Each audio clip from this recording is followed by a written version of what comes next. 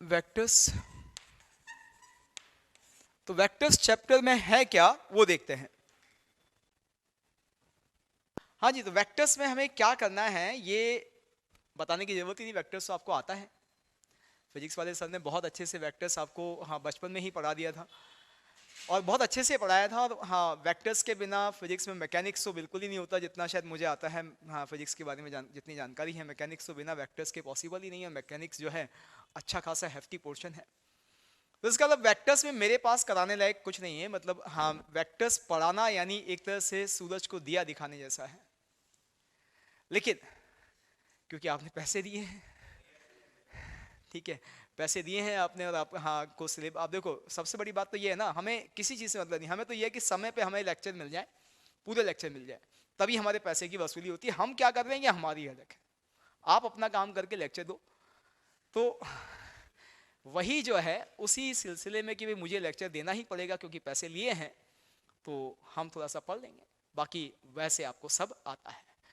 Vectors क्या है, vector quantity क्या है, स्केलर क्वांटिटी क्या है, ये सब बताने की जरूरत नहीं है। वेक्टर्स को कैसे रिप्रेजेंट किया जाता है, एरो से, हाँ एरो जो है डायरेक्शन बता रहा होता है, ये सारी चीजें आपको, मैग्नीट्यूड ऑफ वेक्टर आपको पता है। लेकिन कुछ और चीजें जो हैं जो फिजिक्स में यूज नहीं होती है वो हम यहाँ करेंगे। वेक्टर्स बहुत कुछ ऐसा है जो फिजिक्स में यूज नहीं होता है, काफी कुछ ऐसा है जो फिजिक्स में यूज होता है, लेकिन बहुत कुछ ऐसी भी चीजें हैं जो फिजिक्स में आप यूज नहीं करते हैं, जिसका हम 3D में यूज करने वाले हैं। तो वो हमें यहाँ देखना जरूरी है। तो हम वेक्टर का चैप्टर पूरी ईमानदारी के साथ जैसे कर सकते हैं वैसा करने की कोशिश करेंगे। इसका मैं हाँ एक एग्जांपल देता हूँ। क्या आपने लाइन ऑफ सपोर्ट सुना है वेक्टर में? नहीं सुना है। क्या आपने वेक्टर्स की लीनियर डिपेंडेंस और लीनियर इंडिपेंडेंस सुनी है?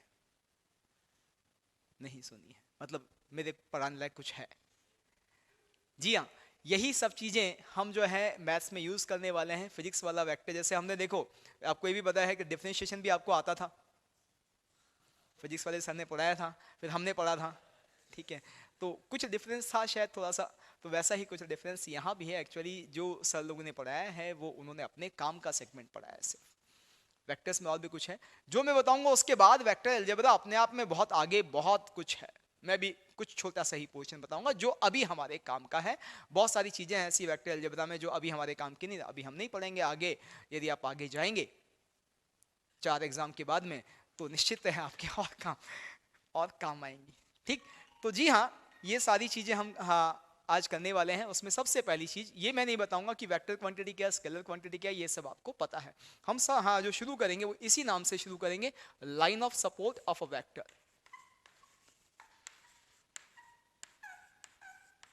Line of support, line of support का मतलब क्या है आप सबको पता है कि जैसे ये वेक्टर है, ये वेक्टर जो है ऑब्वियस सी बात है किसी लाइन, यदि हम इसका हाँ यहाँ एरो भी नहीं लगाएं तो ये जो है ये किसी ना किसी लाइन का सेगमेंट होगा स्पेस के अंदर। स्पेस के अंदर किसी लाइन का सेगमेंट होगा, तो जिस लाइन का सेगमेंट है उसी लाइन को क्या बोला जाता है? Line of support. वेक्टर जिस लाइन का एक सेगमेंट है उसी लाइन को क्या बोला जाता है? Line of support. यही हमारा लाइन ऑफ सपोर्ट है। अब लाइन ऑफ सपोर्ट जो है वो वेक्टर का यूनिक होगा या बहुत सारी पॉसिबिलिटी होंगी? लाइन ऑफ सपोर्ट वेक्टर का यूनिक होगा या बहुत सारी होंगी? इस ये भी जो है इन सब चीजों पे भी बात करते हैं अभी। एक और चीज पूछता हूं, क्या लाइन ऑफ सपोर्ट एक ही वेक्टर का, कोई भी लाइन ऑफ सपोर्ट यदि कोई लाइन है जो किसी वेक्टर का लाइन ऑफ सपोर्ट है, क्या ये इसी वेक्टर का लाइन ऑफ सपोर्ट है या किसी और का भी हो सकता है? किसी और का भी हो सकता है। और लाइन ऑफ सपोर्ट यूनिक भी नहीं होगा या यूनिक होगा, ये सब चीजें जो है ये किस पर डिपेंड करती हैं? हम दो तरह के वेक्टर्स की नॉर्मली बात करते हैं, एक होता है फ्री वेक्टर और एक होता है लोकलाइज्ड वेक्टर। एक होता है लोकलाइज्ड वेक्टर और एक होता है फ्री वेक्टर। क्या डिफरेंस है दोनों में? देखिए, फ्री वेक्टर का मतलब ऐसा वेक्टर जो अपनी डायरेक्शन और अपनी लेंथ बदले बिना कहीं भी आ जा सकता है। जैसे ये वेक्टर है, इसने अपनी डायरेक्शन भी नहीं बदली, अपनी लेंथ भी नहीं बदली, यहां आ गया, इसने अपनी डायरेक्शन भी नहीं बदली, लेंथ भी नहीं बदली, यहां आ गया। इसने अपनी डायरेक्शन भी नहीं बदली, लेंथ भी नहीं बदली, यहां आ गया, यहां आ गया, यहां आ गया, स्पेस में कहीं भी मूव कर सकता है। ऐसे वेक्टर्स को क्या बोलेंगे? Free vector. मैं आपको आज पहली क्लास में जो सब बताने वाला हूं, ये हमारे इस वेक्टर चैप्टर का एक पूरा बेसिक प्लेटफॉर्म है। छोटी छोटी चीजें हैं लेकिन बहुत काम की हैं। हम हमारे मैथ्स के वेक्टर्स में सिर्फ और सिर्फ फ्री वेक्टर्स की बात करेंगे। किसकी बात करेंगे? फ्री वेक्टर्स की। हम कभी भी लोकलाइज्ड वेक्टर की बात नहीं करेंगे। अब बात आती है कि लोकलाइज्ड वेक्टर क्या होता है।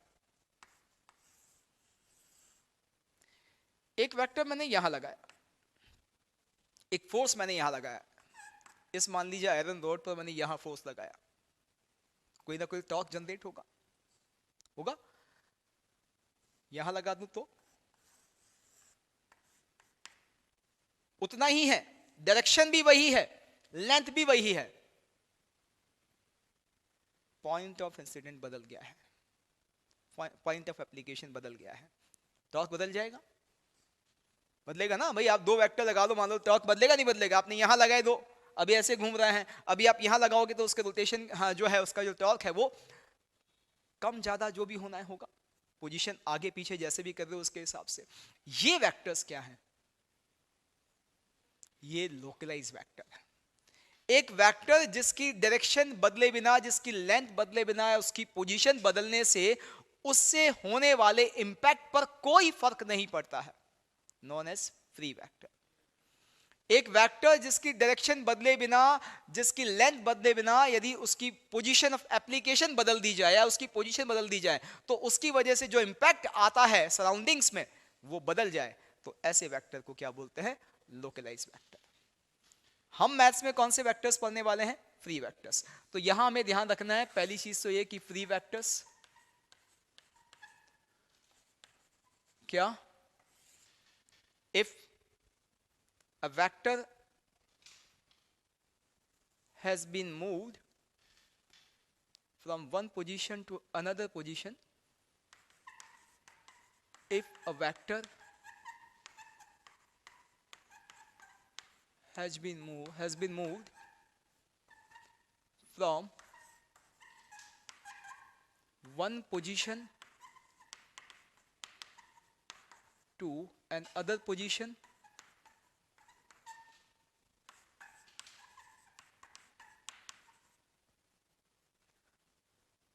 without changing its direction and magnitude, without changing its direction and magnitude,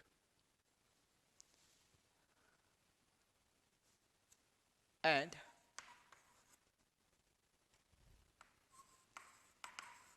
effects due to this vector remains unchanged,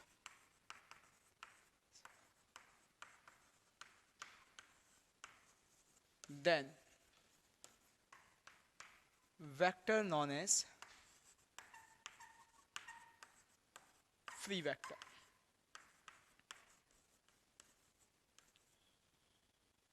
Then vector known as free vector. But if effect also get changed, then vector known as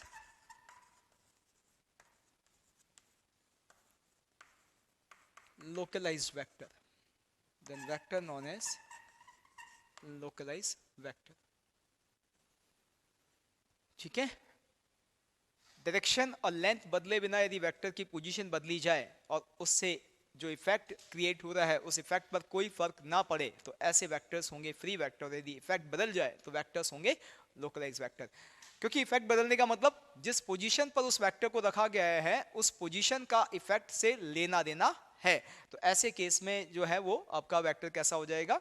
localise vector. हम कैसे vectors को यहाँ deal करने वाले हैं? Free vector. इसका मतलब maths में अब जब हम वेक्टर की पहली क्लास में बात कर रहे हैं तो आखिरी क्लास तक एक चीज ध्यान रखिएगा, हमारे वेक्टर मूव करेंगे, कहीं भी जा सकते हैं स्पेस में, बस क्या ध्यान रखना है, उनकी डायरेक्शन और उनकी लेंथ को चेंज नहीं करना है। ठीक, तो अब बार बार इस बात की बात नहीं करेंगे कि यहाँ पर जो है क्या होना है, फ्री वेक्टर्स क्या है, लोकलाइज वेक्टर क्या है, हम वेक्टर को मूव करा रहे हैं तो क्यों करा रहे हैं, ये सब चीजें अब आपको क्लियर है। हम बात ही सिर्फ किसकी करेंगे, फ्री वेक्टर्स की। फिर अब यदि हम फ्री वेक्टर्स की बात कर रहे हैं और उस कंसर्न में हम सारा डिस्कशन कर रहे हैं, तो मुझे बताओ क्या लाइन ऑफ सपोर्ट किसी वेक्टर का यूनिक होगा? अब समझ में आ रहा है, यूनिक नहीं होगा। अभी ये वेक्टर की पोजीशन ये है, अभी ये जो स्पेस की ये वाली लाइन है, ये इसका लाइन ऑफ सपोर्ट है। अब मेरा वेक्टर क्या है, फ्री वेक्टर है। यहां आ गया, लाइन तो वहीं छूट गई, क्योंकि हर लाइन तो यूनिक है स्पेस में। तो इसका मतलब क्लियर है कि अब हमारा लाइन ऑफ सपोर्ट इस वेक्टर का क्या होगा, बदल जाएगा। तो वेक्टर यदि फ्री वेक्टर है तो लाइन ऑफ सपोर्ट कभी भी यूनिक नहीं होगा, और वेक्टर यदि लोकलाइज वेक्टर है तो लाइन ऑफ सपोर्ट हमेशा यूनिक रहेगा। इसी के साथ यह भी क्लियर है कि line of support infinite vectors के लिए एक ही होगा। इस वेक्टर का लाइन ऑफ सपोर्ट भी ये है, इस वेक्टर का भी ये है, इस वेक्टर का लाइन ऑफ सपोर्ट भी ये है। तो इनफाइनाइट वेक्टर्स होंगे जिनका लाइन ऑफ सपोर्ट सेम रहे। कुछ और चीजें हमें जो है ध्यान रखनी है, वो छोटी छोटी चीजें हैं, वो डिस्कस कर लें। क्योंकि देखिए, एक मान के चलिए यहां हम वेक्टर्स नहीं पढ़ रहे हैं, हम वेक्टर्स एंड 3D पढ़ रहे हैं। यहां सब कुछ साथ साथ क्या चलता रहेगा, 3D चलता रहेगा, और यही एक्चुअल मैथ्स का वेक्टर है। और यहाँ पे हमारा 3D जो आपको पढ़ना है उसका 60% 70% खत्म हो जाएगा, और जो बाकी 30-40% जो हम 3D वाले चैप्टर में पढ़ेंगे वो तभी समझ में आएगा जब यहाँ का 3D आप कर लोगे। सब कुछ यहीं से वहां लेके जाने वाले हैं। तो ये ध्यान रखना है कि ये जो चैप्टर है अकेला वेक्टर्स नहीं है, ये वेक्टर्स एंड 3D है। अब इसमें मेरे बच्चे ये सारी चीजें यदि हैं तो जो छोटे छोटे कॉन्सेप्ट मैं आपको आज की क्लास में बताने वाला हूं ये बहुत ज्यादा काम के हैं। कुछ और चीजें हमें खुद सोचनी भी पड़ेंगी। जैसे मैं आपसे कहूं, दो वेक्टर्स हमेशा कोप्लानर होते हैं, दो वेक्टर्स हमेशा कोप्लानर होते हैं। Is it true? दो वेक्टर्स हमेशा कोप्लानर होते हैं। कोप्लानर का मतलब समझ में आता है, एक ही प्लेन में। तो दो वेक्टर्स हमेशा कोप्लानर होते हैं, क्या ये सही है? ये दो वेक्टर्स, एक प्लेन बन गया, इनसे क्या दिक्कत है, ये बन गया, इस प्लेन में है दोनों वेक्टर्स। लेकिन आपके दिमाग में आ रहा होगा कि सर यदि ऐसे हो गए तो अब कैसे प्लान बनाएंगे, प्लेन बनाएंगे? ऐसे हो गए, एक वेक्टर यहां एक यहां है, तो कोप्लानर नहीं है? नहीं है, हमारे वेक्टर तो मूवेबल है। मैं इसीलिए आपको बता चुका हूं, छोटी छोटी चीजें हैं जो यहां आज की क्लास में करने वाले हैं, वो बहुत काम की हैं। मैंने अभी अभी आपको बता दिया हमारे वेक्टर्स कैसे हैं, फ्री वेक्टर्स हैं, डायरेक्शन और लेंथ बदले बिना कहीं भी जा सकते हैं। तो ये दो वेक्टर जो आपको दिख रहे हैं कि कोप्लानर नहीं है, ये कोप्लानर हैं क्योंकि ये फ्री वेक्टर्स है। ये लीजिए, आ गए एक ही प्लेन में, ये यहां पड़ा हुआ था, दूसरा भी यहीं आ गया। हो गया नहीं हो गया? तो दो वेक्टर्स हमेशा कैसे होंगे, कोप्लानर होंगे। दो लाइंस हमेशा कोप्लानर होंगी। Is it true? ये सब अभी अभी बात कर रहा हूं मैं, बहुत सीक्वेंस में चल रहे हैं और ये सब बहुत काम का है। ये आप सेंस जब जनरेट करेंगे तो 3D में बहुत हेल्प होने वाली है। दो लाइंस हमेशा कोप्लानर होती है क्या? ना, ये दो लाइंस हैं, ये कोप्लानर नहीं है। क्यों? लाइन मूव नहीं कर सकते भैया। लाइन तो हर लाइन यूनिक है, वो मूवेबल नहीं है। तो दो लाइंस कोप्लानर हो जरूरी नहीं है।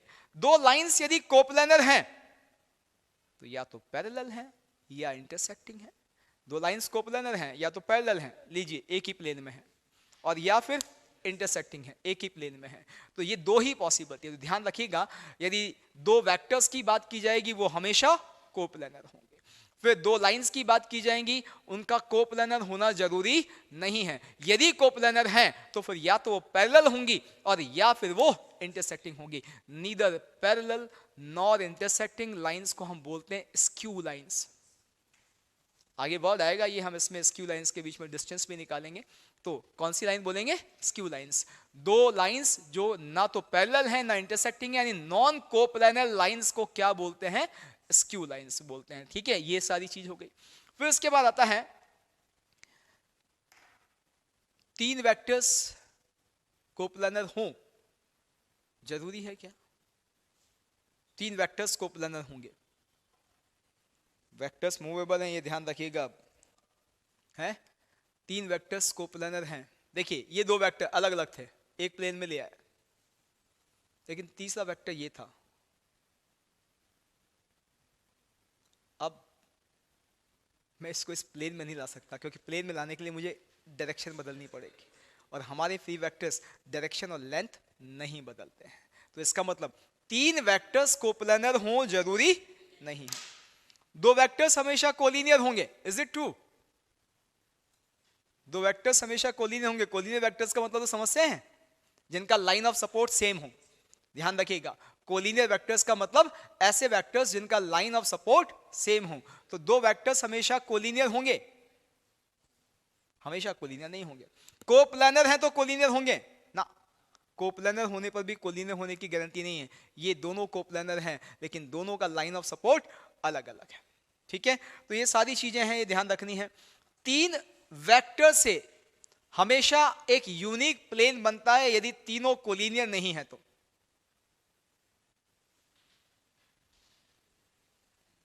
तीन वेक्टर की तो अभी बात करिए, कोप्लानर होने की गारंटी नहीं है। 2 वेक्टर से हमेशा एक यूनिक प्लेन बनता है यदि वो दोनों कोलिनियर नहीं है